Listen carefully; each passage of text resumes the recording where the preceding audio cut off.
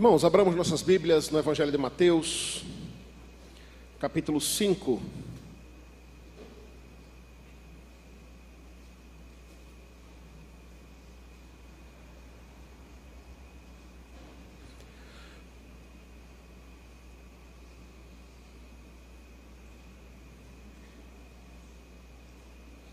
Mateus, capítulo 5.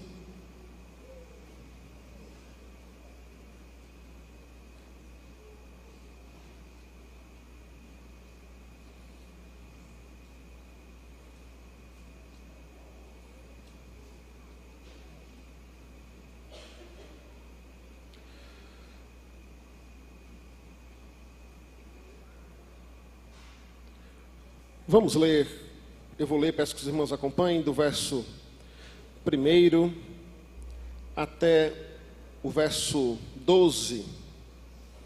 Contudo, nós iremos refletir nesta manhã apenas no verso 7, mas eu quero ler todo o texto para os irmãos relembrarem o contexto da passagem, que assim diz: Vendo Jesus as multidões, subiu ao monte e, como se assentasse, aproximaram-se os seus discípulos, e ele passou a ensiná-los, dizendo: Bem-aventurados os humildes de espírito, porque deles é o reino dos céus. Bem-aventurados os que choram, porque serão consolados. Bem-aventurados os mansos, porque herdarão a terra. Bem-aventurados os que têm fome e sede de justiça, porque serão fartos. Bem-aventurados os misericordiosos, porque alcançarão misericórdia. Bem-aventurados os limpos de coração, porque verão a Deus. Bem-aventurados os pacificadores, porque serão chamados filhos de Deus. Bem-aventurados os perseguidos por causa da justiça, porque deles é o reino dos céus. Bem-aventurados sois, quando por minha causa vos injuriarem e vos perseguirem, e mentindo disserem todo mal contra vós. Regozijai-vos e exultai, porque é grande o vosso galardão nos céus, pois assim perseguiram os profetas que vieram antes de vós. Ó Senhor, nós te louvamos, Pai, pela tua palavra. Te louvamos porque nela encontramos motivo de regozijo, de alegria, de esperança aos nossos corações. Deus, a tua palavra é como uma fonte de água viva para aquele que está à beira da morte, por sede. Ó Deus, e nós te louvamos porque nós conhecemos ao Senhor por meio desta palavra. Te louvamos, Deus, porque o Senhor se revela através dela, e nesta hora eu quero rogar ao Senhor que traga a nossa mente cativa, concentrada, focada em ouvir a tua voz. Ó Deus, faça isso com todos aqui nesta hora, da criança ao mais velho, ó Deus, do mais experiente, aquele que está começando a sua caminhada na fé, que todos sejam impactados pela tua palavra, Deus, transformados por ela, para a tua glória mesmo, em nome de Cristo Jesus. Amém. Irmãos, o texto que nós acabamos de ler faz parte do chamado Grande Sermão do Monte, o Grande Sermão da Montanha de Jesus, no qual ele, em poucas palavras, pelo menos poucas palavras aqui registradas, né? É bem provável que tenham sido bem mais do que foi registrado aqui. Nós temos vários temas, temos vários assuntos tratados aqui por Jesus. E cada um deles com uma riqueza e uma primazia gigantesca. É possível, por exemplo, como faremos hoje aqui, gastarmos tempo falando, por exemplo, acerca de cada uma dessas bem-aventuranças e o que ela significa, o que ela simboliza à luz de toda a doutrina bíblica. Sim, porque aqui o que Jesus está exigindo de nós, sim, e a palavra é essa mesmo, né? Afinal de contas, as bem-aventuranças não são outra coisa senão mandamentos deixados pelo próprio Deus de como nós devemos agir, de como nós devemos reagir, sobretudo num contexto onde boa parte das bem-aventuranças aqui estão ligadas a perseguições, né? Momentos difíceis que nós enfrentamos. Jesus estava aqui, irmãos, preparando a igreja para um momento difícil que a igreja enfrentaria, né? Ela não sabia disso até então, até porque essa igreja ainda estava em formação, mas poucos anos depois, poucas décadas depois, os cristãos que estavam se convertendo através das palavras de Jesus, que se converteriam através das palavras de Pedro, de Paulo, seriam torturados, perseguidos e mortos, inclusive como acontece até os dias de hoje. As palavras de Jesus servem para preparar o povo. Se as palavras de João Batista veio para preparar o caminho do Evangelho, as palavras de Jesus vêm para preparar como o cristão deve viver esse Evangelho, como ele deve permanecer firme neste Evangelho. As bem-aventuranças, irmãos, são uma boa lembrança também de como Deus nos abençoa sem merecermos. Você, não é, que já passou dos 30 ou dos 20, ou talvez até as crianças, né, hoje que os pais replicam a famosa frase, sabe quando a criança obedece ou tira uma nota boa na prova, né? E aí ela pergunta assim: eu vou ganhar o quê? Não é? Se você já ouviu essa frase da sua mãe, você já deve ter replicado para o seu filho e ter dito: não vai ganhar nada, não fez mais do que a sua obrigação. Às vezes eu fico olhando isso quando a Bíblia faz promessas para nós. Quando a gente olha para a doutrina do galardão. Que obrigação teria Deus, irmãos, em nos abençoar quando fazemos a nossa obrigação? Nenhuma, nada. Nada. Aliás, numa interpretação lógica, olhando para a Escritura, a desobediência só traz desvantagens para nós. Só traz sofrimento, dor. Biblicamente falando, diante desta doutrina, a desobediência, biblicamente, está diretamente ligada à morte, à condenação, a sofrimento. Logo, obedecer é evitar tudo isso. Isso já é uma bênção gigantesca. Mas não apenas isso. Deus promete-nos bênçãos quando nos mantemos fiéis. Deus nos promete bênçãos quando nos permanecemos firmes, quando obedecemos, quando não fazemos mais do que a nossa obrigação. As bem-aventuranças são isso.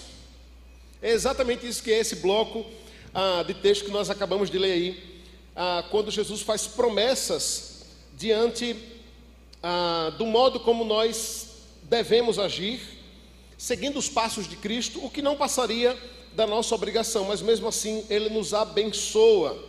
Eu sei que você já deve ter ouvido, né, que a palavra bem-aventurança também pode ser traduzida por feliz, né? Inclusive é assim que algumas traduções aparecem: feliz é o homem. Mas eu gosto também da ideia de tradução, que é a possibilidade também, lá no grego, de abençoado por Deus. Abençoado por Deus. Sim, e você deve ligar uma coisa com a outra, até porque não existe um conceito de felicidade fora do Pai.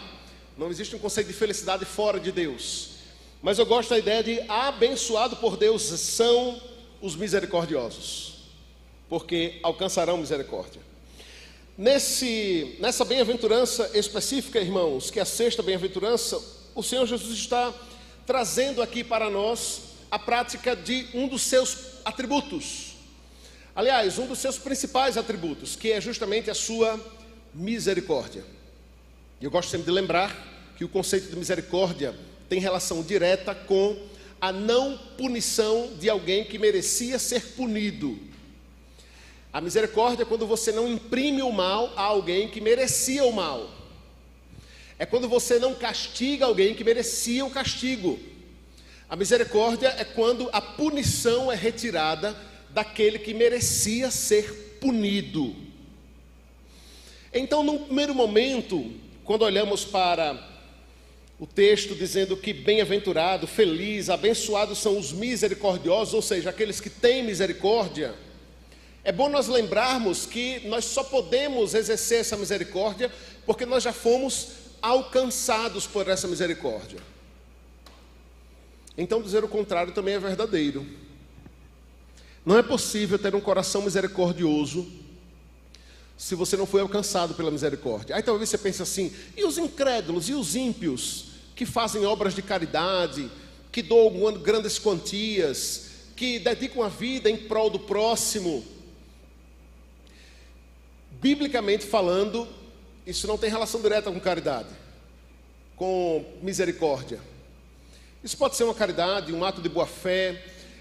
Não são poucas, irmãos, as pessoas que fazem isso para se sentirem bem consigo mesmas, que fazem por orgulho, por vaidade, por uma promessa vaga da religião cega, do Deus falso, o qual ela segue. Porque a misericórdia, essencialmente falando, ela é provada, ela é manifestada pelo fato de estarmos nós caminhando para o inferno, para a condenação, para a morte eterna, e o Senhor não nos pune como deveríamos ser punidos. A punição é impressa no seu Filho, que morre por nós na cruz do Calvário. A misericórdia, biblicamente falando, tem uma relação direta com o sacrifício de Cristo por nós na cruz do Calvário, pagando o preço que deveria ser pago por nós. Então, tendo em mente este nível de misericórdia, o Senhor Jesus agora se volta para os seus ouvintes ali, inclusive os discípulos, para dizer quão feliz, quão abençoado é, quão bem-aventurado é aquele que é misericordioso. E o que é ser misericordioso, irmãos, diante desse contexto? Ser misericordioso é demonstrar de modo prático, ativo, o amor de Deus, a graça de Deus e a bondade do Senhor. A misericórdia tem uma relação direta com um autocontrole, um domínio próprio, de não agir com rigor, com quem merece a rigorosidade. Tem a ver com um amor e uma compaixão sobrenatural com quem não merece a misericórdia. E diga-se de passagem, né, se é misericórdia, é justamente porque o indivíduo não merece, né? Mas é bom enfatizar isso, porque é muito fácil para nós termos misericórdia com quem nós amamos. Ter misericórdia do marido, da esposa, diante do erro que ele comete. Ter misericórdia daquela pessoa que a gente ama e é nosso amigo, é nosso próximo, né? Então, quando ele erra, não é para usar um termo atual, a gente passa um pano, né? Mas quando é alguém que a gente não vai muito a cara, que erra, nós estamos lá com todo o poder da lei para lembrá-lo do seu erro. Mas é com este que nós devemos exercer misericórdia. E lembre-se sempre, quem é o nosso modelo de misericórdia? É Jesus. Jesus exerceu misericórdia com quem não merecia. Mas não apenas isso. Essa misericórdia deve ser exercida com aqueles que nos perseguem, com aqueles que fazem mal a nós, com aqueles que nos maltratam, com aqueles que caluniam de nós, que mentem acerca de nós.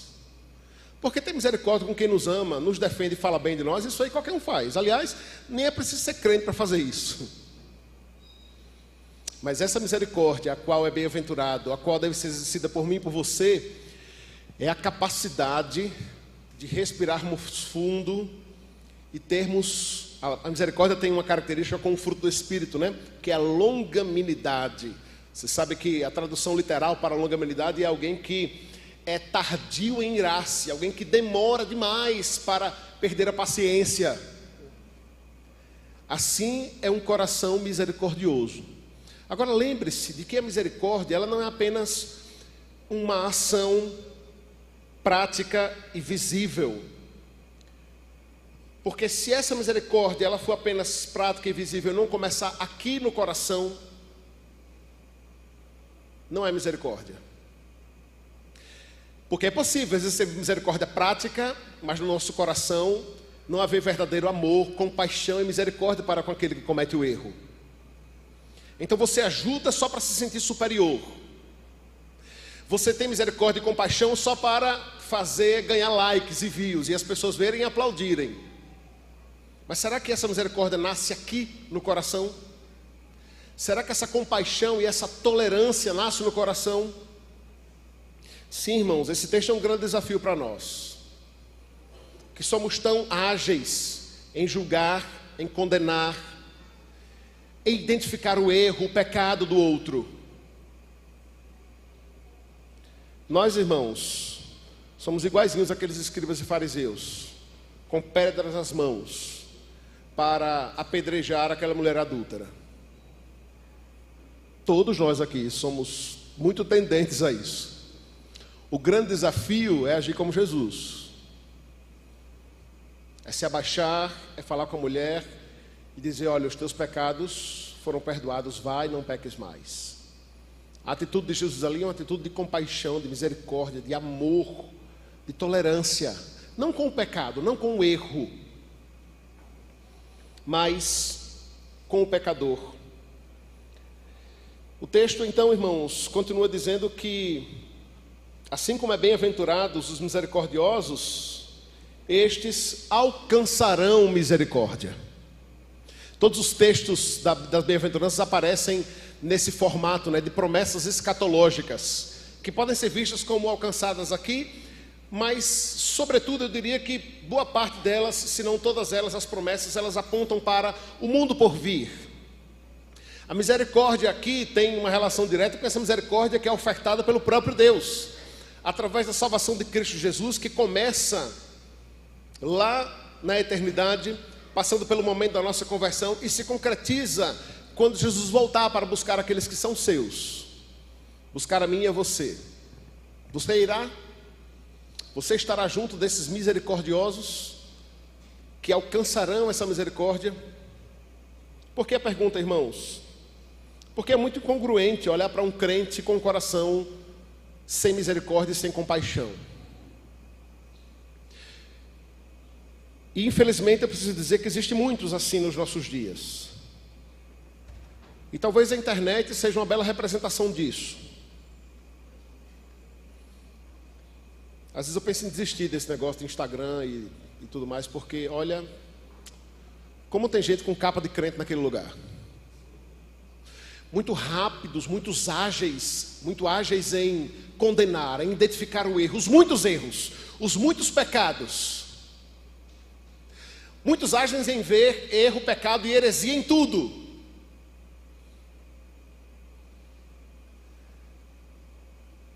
Mas muito pobres na demonstração de amor, de misericórdia, de compaixão.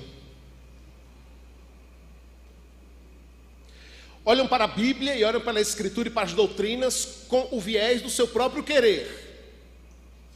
Enxergam na lei, e que de fato há, a rigorosidade contra o pecado, mas não conseguem enxergar a misericórdia a favor do pecador. E estes devem ficar em dúvida se alcançarão a misericórdia. Porque a ideia, irmãos, é o seguinte: se você realmente foi alcançado por essa misericórdia, você será misericordioso. Não sempre, porque nós somos falhos e pecadores. É a mesma coisa acerca do perdão. Lembra da doutrina do perdão? Nós já estudamos aqui algumas vezes. Quando a Escritura é muito clara em dizer que, olha, se você não perdoa ao seu irmão, você não será perdoado. E a ideia não é de uma troca, mas a ideia é de deixar claro que aquele que foi alcançado pelo perdão, é impossível alguém que foi alcançado pelo perdão de Cristo não manifestar esse mesmo perdão quando necessário. Como crer, irmãos, que alguém foi alcançado pela misericórdia de Deus e alguém que não demonstra nunca, jamais, essa misericórdia? Essa misericórdia começa na sua casa, com os erros do seu marido.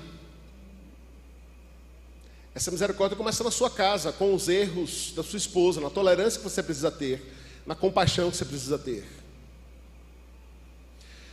Essa misericórdia começa nós, enquanto pais, diante dos muitos erros que os nossos filhos cometem, todos os dias, mesmo aqueles que eles cometem diariamente, quando já ouviram 1 milhão de vezes para não fazer tal coisa, né?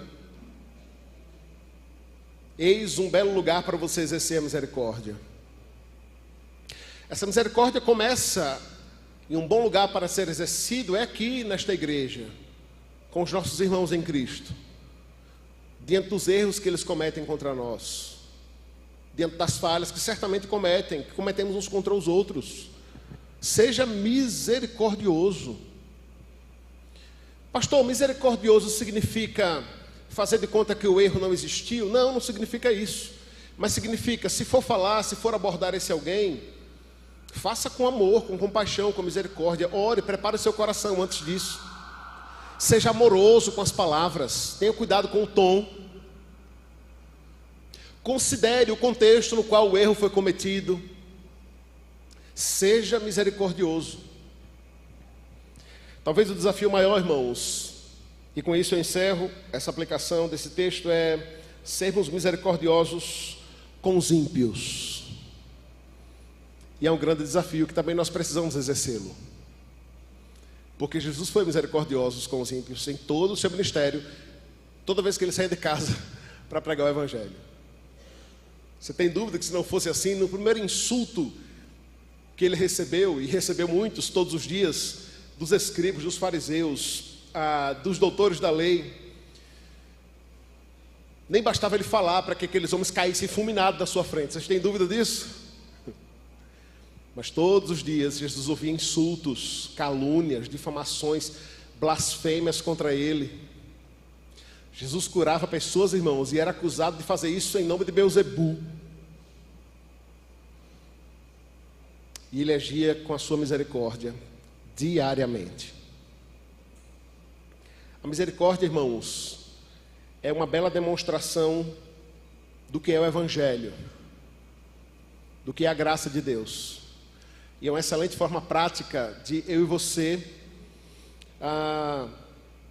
pregarmos a palavra do Senhor, demonstrando esta característica do próprio Deus, comunicada a nós, transferida a nós, que nós podemos exercê-la.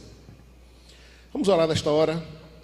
E eu quero que você abaixe sua cabeça, feche seus olhos e peça isso a Deus. Com quem você precisa ter mais misericórdia? Eu quero que você pense em alguém aí, ou em alguém, né? Eu quero que você pense em alguém que você precisa ter mais misericórdia. E ore por esse alguém. Comece orando por esse alguém. Deus, dá-me paciência, dá-me graça. Ajude-me a demonstrar esse amor, essa misericórdia, essa graciosidade que vem do Senhor mesmo.